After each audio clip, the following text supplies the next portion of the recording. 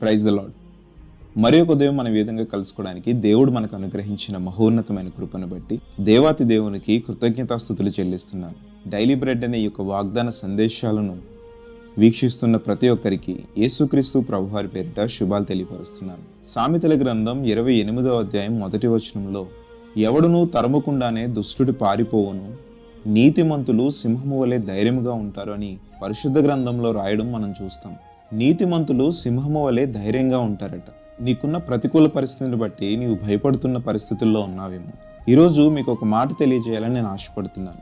ఎప్పుడైతే మనం ప్రభువుని అంగీకరించి మన సొంత రక్షకునిగా ఆయనను చేసుకొని ఆయన మార్గంలో నడుస్తూ ఆయన మీద ఆధారపడ్డామో, ఆయన రక్తం ద్వారా ఎప్పుడైతే మనం కడగబడ్డామో అప్పుడే నీతిమంతులుగా తీర్చబడ్డాం.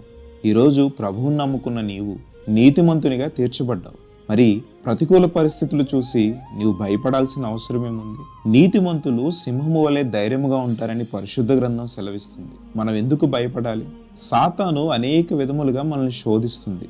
అది శ్రమల ద్వారా, లేదంటే మనకున్న ప్రతికూల పరిస్థితులను బట్టి మనల్ని శోధించి భయపెడుతున్నప్పుడు నీవు భయపడాల్సిన అవసరం లేదు. నీవు దిగులు చెందాల్సిన అవసరం లేదు.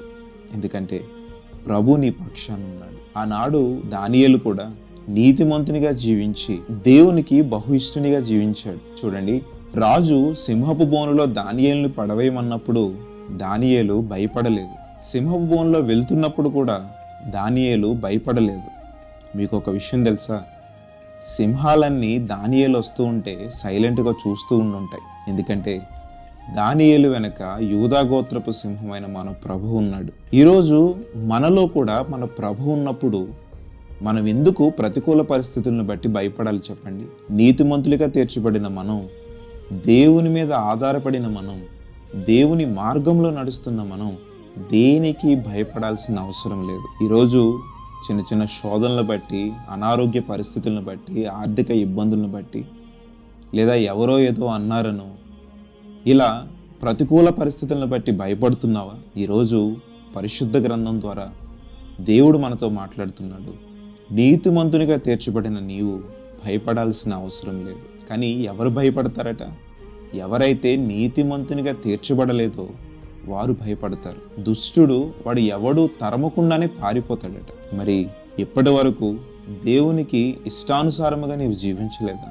ఈరోజే ప్రభు యొద్దకు రా. ఆయన నీ ప్రతి పాపమును క్షమించి తన రక్తముతో నిన్ను కడిగి నీతిమంతునిగా నిన్ను తీర్చుతాడు. ఎప్పుడైతే నీవు నీతిమంతునిగా తీర్చబడతావో రక్షణ ఆనందాన్ని దేవుడు నీకు కలుగజేస్తాడు. ఇప్పటి వరకు ఈ లోకానుసారమైన జీవితాన్ని జీవించావేమో, దాన్ని విడిచిపెట్టు. ఈరోజే ప్రభు మార్గంలోనికి రా.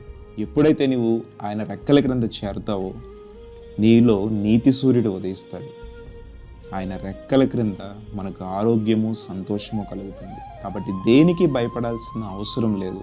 ఎప్పుడు మనము నీతిమంతులుగా తీర్చబడినప్పుడు. ఈరోజే ఎందుకు నీవు ప్రభు రక్తంలో కడగబడకూడదు? ఇప్పటి వరకు సాతానికి నీ జీవితాన్ని అంకితం చేసావేమో, లోకానికి నీ జీవితాన్ని అంకితం చేసావేమో. ఈరోజే ప్రభు యొద్దకు రా.